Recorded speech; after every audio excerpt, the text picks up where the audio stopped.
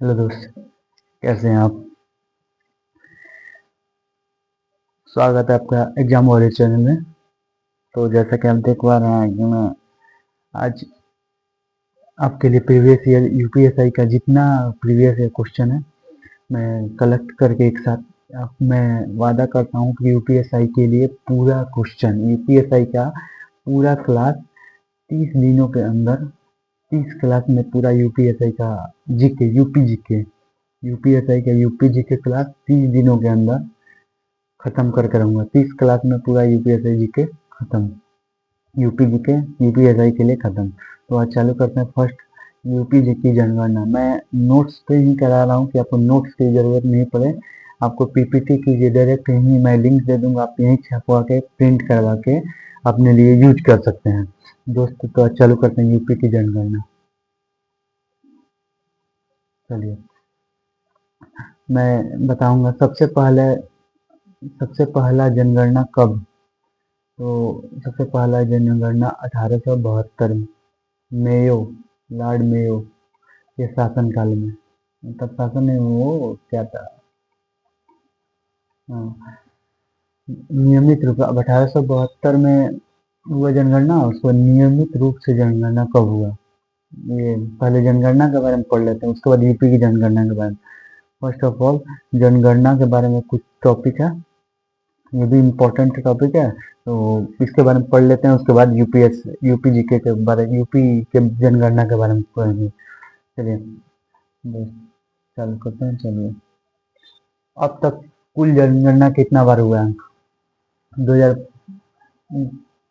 कुल जनगणना 15 हुआ है। और लास्ट जनगणना कब हुआ था? 2011 में। लास्ट लास्ट जनगणना सेंसस सेंसस कब हुआ था?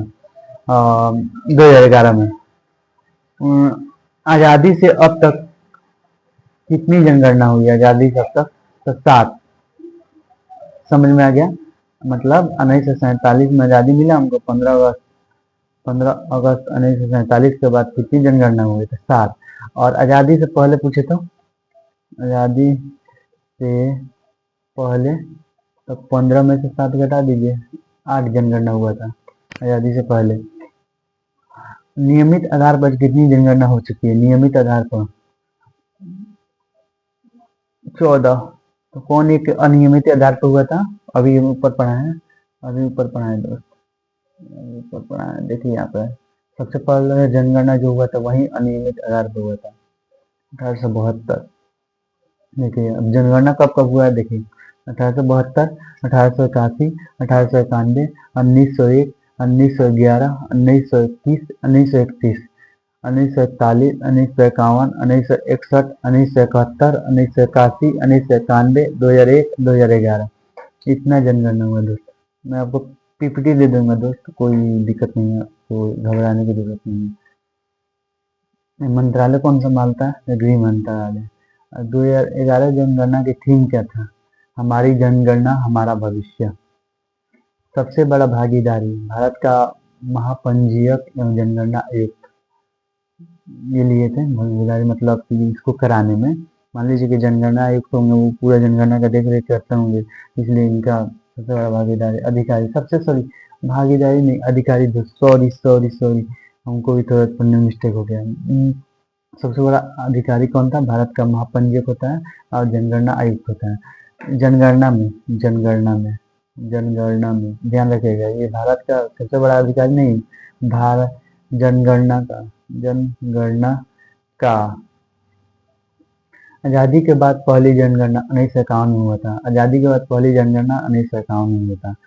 1921 की जनगणना में गिरावट देखने को मिली, क्योंकि इस समय भारत में प्लेग फैल चुका था।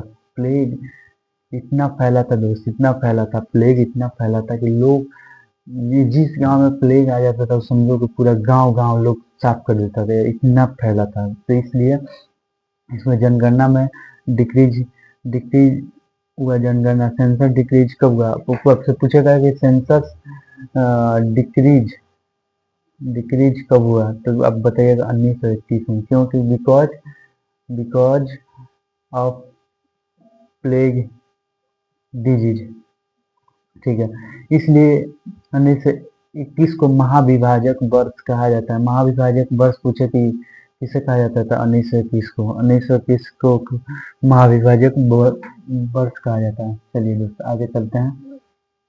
अब आते हैं यूपी की जनसंख्या पर। यूपी की जनसंख्या 2011 की जनगणना के अनुसार है।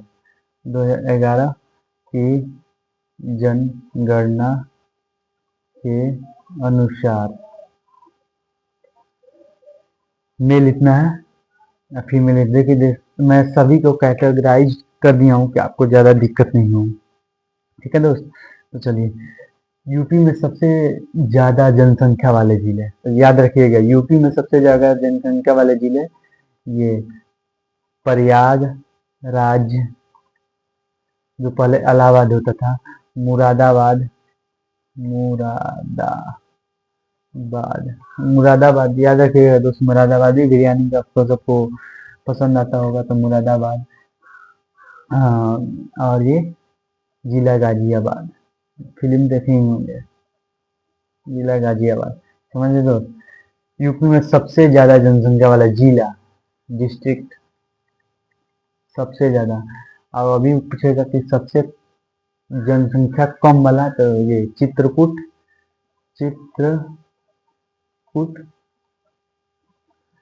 महोबा, और हमीरपुर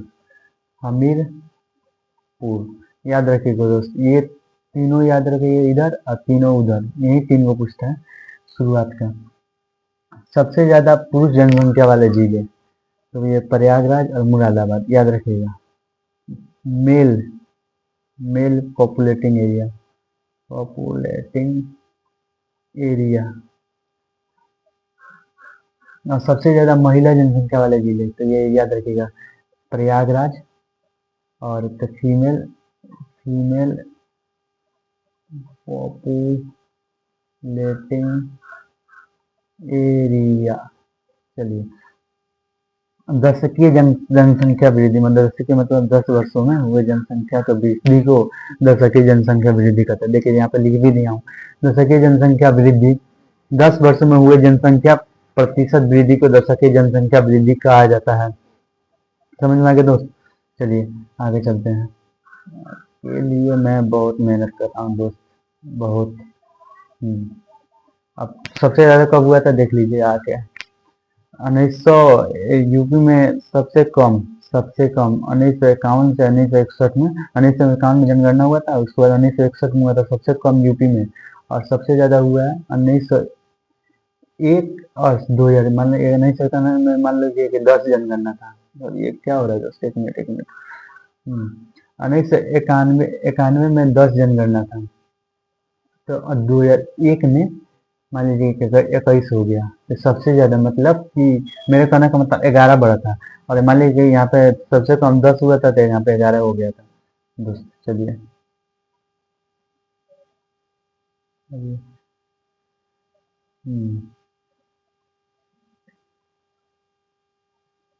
यूपी में सबसे ज्यादा जनसंख्या वृद्धि बता ही दिए हैं। सबसे ज्यादा दशकीय जनसंख्या वृद्धि वाला जिला, डिस्ट्रिक्ट, सबसे ज्यादा जनसंख्या गौतम बुद्ध नगर, गाजियाबाद, श्रावस्ती, ये सभी लगभग दिल्ली के आसपास बसे हैं, इसलिए इनमें जनसंख्या वृद्धि ज्यादा होती है। सबसे कम दशकीय जनसंख्या वृद्धि कानपुर, हमीरपुर, बागपत याद रखिएगा डिस्ट्रिक्ट सबसे कम। चलिए अब जनघनत्व जानते हैं क्या होता है। जनघनत्व क्या होता है, देखिए मैं सब चीज दोस्त आपके लिए किया हूँ एकदम क्लियर कॉन्सेप्ट के साथ। 1 किलोमीटर स्क्वायर में रहने वाले लोगों की संख्या उसका जन घनत्व कहलाती है। तो 1 किलोमीटर स्क्वायर मतलब ये हुआ दोस्त, तो मान लीजिए स्क्वायर एरिया हो गया 1 किलोमीटर इधर, 1 किलोमीटर इधर, 1 किलोमीटर इधर, 1 किलोमीटर इधर, ये चारों तरफ से 1 किलोमीटर। तो एरिया ऑफ स्क्वायर क्या होता है, एरिया ऑफ स्क्वायर साइड गुना साइड होता है दोस्त। तो 1 into 1 kilometre into 1 kilometre, equal to 1 kilometre X square हो गया। तो यही है कि 1 किलोमीटर स्क्वायर में रहने वाले लोगों की संख्या उसका जनघनत्व कहलाती है। चलिए भारत का जनघनत्व जान लेते हैं कितना। भारत का जनघनत्व 382 है और यूपी का जनघनत्व 829 है। 829 है। जनघनत्व के आधार पर स्थान 9th, जनघनत्व के आधार पर स्थान 9th है यूपी का। सबसे बड़ा जिला गाजियाबाद, उसके बाद बनारस, उसके बाद लखनऊ, याद रखिएगा। अभी सब जिला का मैं बता भी रहा हूँ और लिख लीजिए, ये पीडीएफ आपको दे दूंगा। जिला गाजियाबाद, बनारस, लखनऊ, गाजियाबाद बनारस लखनऊ, गाजियाबाद बनारस, सबसे बड़ा जिला गाजियाबाद, उसको बनारस, उसके बाद लखनऊ, सबसे बड़ा जिला गाजियाबाद, उसको बनारस, उसके बाद लखनऊ। ठीक है, उसके बाद चलते हैं सबसे छोटा जिला। सबसे छोटा जिला तो ललितपुर, सोनभद्र और हमीरपुर, याद रखिएगा। ललितपुर, सोनभद्र, हमीरपुर, ललितपुर, सोनभद्र, हमीरपुर, ललितपुर, सोनभद्र, हमीरपुर। अब सेक्स रेशियो क्या है? अब दोस्तों राइटिंग मेरा सही होते जा रहा है। प्रति हजार पुरुषों पर महिलाओं की संख्या का लिंगानुपात कहलाता है। प्रति मान लीजिए कि 1000 पुरुष पे और मान लीजिए कि 950 औरत है, मतलब महिला है, यही कहलाता है क्या? Sex ratio. 1000 प्रति हजार पुरुषों पर, प्रति हजार पुरुषों पर महिलाओं की संख्या लिंगानुपात। मान लीजिए कि ये 1000 पुरुष है और इसमें महिलाएं की संख्या है 500। ये लिंगानुपात मतलब सेक्स रेशियो दिखाता है। सेक्स रेशियो दिखाता है कि मतलब 1000 पुरुषों पर कितनी महिलाओं की संख्या था। भारत का सेक्स रेशियो कितना है? 943 और यूपी का सेक्स रेशियो कितना है? 912। मतलब 900 1000 पुरुष पे भारत में 1000 पुरुष पे 943 महिला है और यूपी में 1000 पुरुष पे 912 महिला है। चलिए अब सबसे ज्यादा सेक्स रेशियो वाला राज्य जौनपुर, आजमगढ़ और देवरिया। ये दो तीन करवा रहा हूँ कि मतलब ऊपर से नीचे तक। चलिए और सबसे कम सेक्स रेशियो वाला राज्य गौतम बुद्ध नगर, हमीरपुर, बागपत। गौतम बुद्ध, ये तीनों याद रखिएगा। चलिए अब बाल लिंगानुपात क्या है? मतलब 0 से 6 वर्ष के मेल पर फीमेल की संख्या, मतलब मान लीजिए कि 0 से 6 वर्ष के मेल पर फीमेल की संख्या बाल लिंगानुपात कहलाती है। तो ये 1000 पे कितना वो बच्चा है, जो लड़की है लड़का है, ये लड़का और ये लड़की। तो 2001 से 2001 में 916 था और 2011 में 902 हो गया। चलिए सबसे ज्यादा ये है बाल लिंगानुपात, वो लिंगानुपात बाल लिंगानुपात का है बलरामपुर, संत कबीर नगर, बहराइच। और सबसे कम बाल लिंगानुपात वाले जिले बागपत, गौतम बुद्ध नगर और गाजियाबाद। समझ में आ गया? साक्षरता सबसे ज्यादा मेल साक्षरता गौतम बुद्ध नगर और सबसे ज्यादा फीमेल साक्षरता कहाँ है? कानपुर में।